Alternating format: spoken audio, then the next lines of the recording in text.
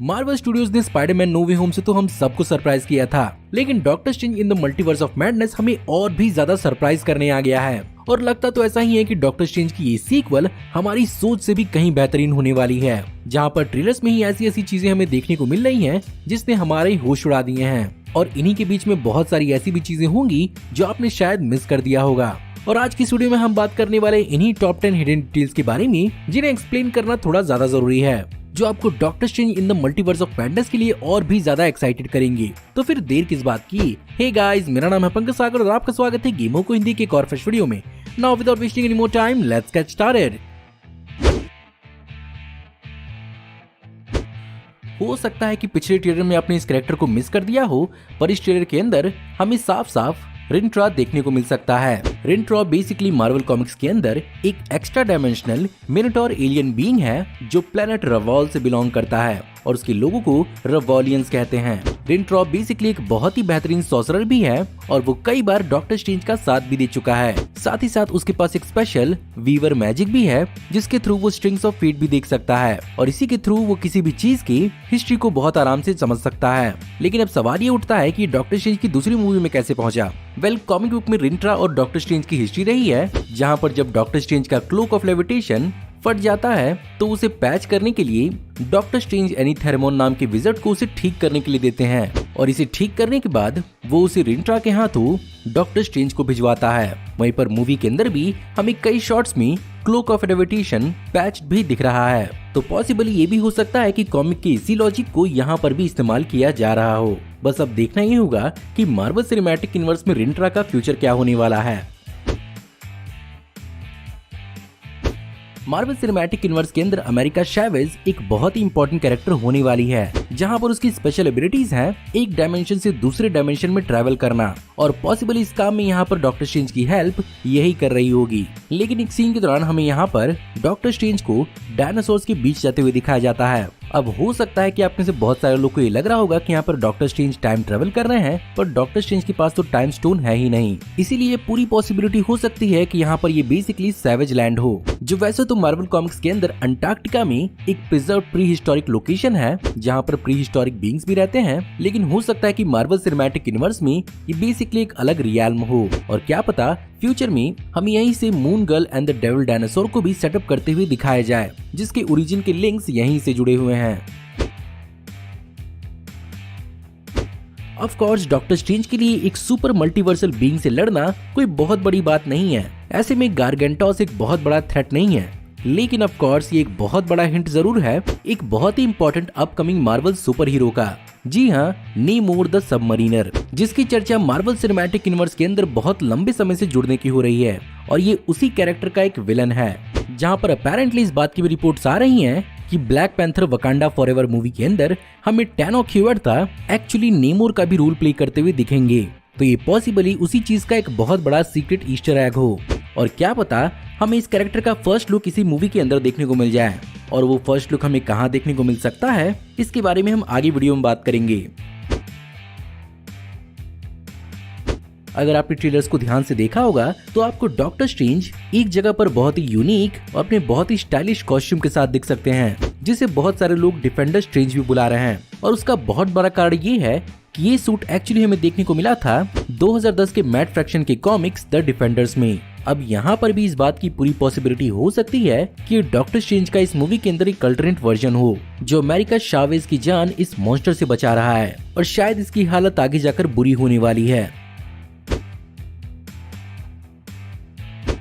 इस ट्रेलर के एक हिस्से में हमें ये भी देखने को मिलता है जहाँ पर डॉक्टर स्ट्रेंज खुद की मूर्ति को बहुत गौर से देखते हैं। पॉसिबली हो सकता है कि यहाँ पर इस रियलिटी के दौरान एवेंजर्स इन्फिनिटी वॉर या एवेंजर्स एंड गेम के दौरान डॉक्टर स्ट्रेंज की किसी तरह से मौत हो गई हो और उन्हीं की बहादुरी को याद रखने के लिए इस मूर्ति को बनाया गया हो। और यही कारण हो सकता है कि इसी यूनिवर्स के अंदर डॉक्टर स्ट्रेंज के न होने की वजह से क्रिश्चियन पाल्मर किसी और से शादी कर रही हो, या ऐसा भी हो सकता है कि डिफेंडर स्ट्रेंज इसी यूनिवर्स का डॉक्टर स्ट्रेंज हो जिसकी इस मूवी में आगे जाकर मौत हो जाए और ये बेसिकली उसी का एक हिंट हो।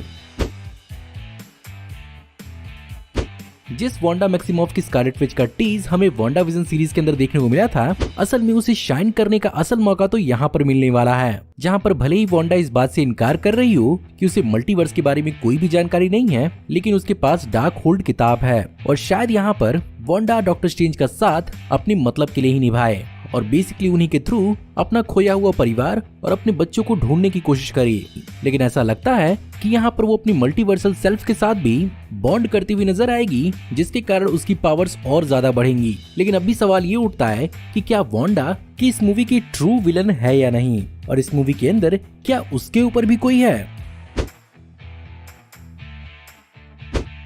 ऑफ कोर्स मल्टीवर्स में अब तक डॉक्टर स्ट्रेंज ने तो कई सारे नियम तोड़े हैं, लेकिन लग रहा है इस बार कुछ ज्यादा ही हो गया और यहाँ पर डॉक्टर स्ट्रेंज को एक्चुअली एप्रीहेंड किया जा रहा है और उसे कोई ऐसे वैसे लोग नहीं बल्कि द इल्यूमिनाटीज एप्रीहेंड कर रहे हैं। और हाँ, ये नॉर्मल ट्रायंगल सिंबल वाला इल्यूमिनाटी नहीं है, बल्कि मार्वल कॉमिक्स में एक खास टीम है जो एक बहुत ही सीक्रेट सोसाइटी है सुपर हीरोज की, जो मार्वल कॉमिक्स के अंदर बहुत ही खास फैसले और एक्शंस लेने के लिए जाने जाते हैं। इस सीन को देखते हुए ऐसा लग रहा है कि यहाँ पर एक्चुअली 6 कुर्सियां हैं, जहाँ पर ऑफ कोर्स हो सकता है कि डॉक्टर स्ट्रेंज भी इस टीम का हिस्सा इस मूवी से बने। साथ ही साथ आने वाले समय में फैंटास्टिक 4 भी हमें दिखने वाले हैं, तो पॉसिबली यहाँ पर हमें रीड रिचर्ड्स भी दिख सकते हैं। और तो और जैसा कि हमने गार्गेंटोस का टीज आगे डिस्कस किया था, मे भी यहीं पर हमें नेमोर द सबमरीनर भी दिख जाए। एंड ऑफ कोर्स यहाँ पर अल्ट्रॉन सेंट्री रोबोट्स भी दिख रहे हैं, जो ऐसा लगता है कि किसी के कंट्रोल में है। तो यहाँ पर पॉसिबली टॉम क्रूज का सुपीरियर आयरन मैन इस चीज के लिए जिम्मेदार हो सकता है। साथ ही साथ अगर आप इस मूवी के पोस्टर को गौर से देखेंगे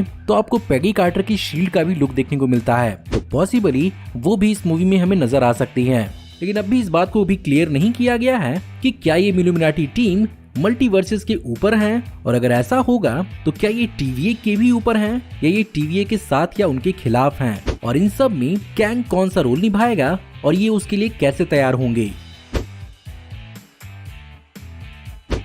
ऑफ कोर्स सबसे इम्पोर्टेंट कैमियो है जिसके बारे में हम तो बताना भूल ही गए, और वो है प्रोफेसर चार्ल्स जेवियर का, जिसका लुक तो अभी क्लियर नहीं किया गया है, लेकिन यहाँ पर हमें उनकी सिर्फ और सिर्फ आवाज सुनाई जा रही है, जो बेसिकली बूढ़े चार्ल्स जेवियर पैट्रिक स्टुअर्ट की है, जो इस बात का पूरी तरह से इंडिकेशन है कि ये मार्वल सिनेमैटिक यूनिवर्स में म्यूटेंट्स के इंक्लूड होने की सबसे पहली शुरुआत होने वाली है। और ये भी इस बात को क्लियर करता है कि MCU में शायद म्यूटेंट्स एग्जिस्ट नहीं करते। लेकिन सवाल तो यहाँ पर ये भी उठता है कि दूसरी रियलिटी के अंदर तो पैट्रिक स्टुअर्ट की प्रोफेसर जेवियर की मौत हो चुकी है, तो वो यहाँ पर जिंदा कैसे हैं? प्लस वो कौन सी टाइमलाइन के हैं, डेज ऑफ फ्यूचर पास्ट वाली से पहले या उसके बाद वाली, या ये प्रोफेसर चार्ल्स जेवियर किसी दूसरे ही एक्समैन रियलिटी से बिलोंग करते हैं।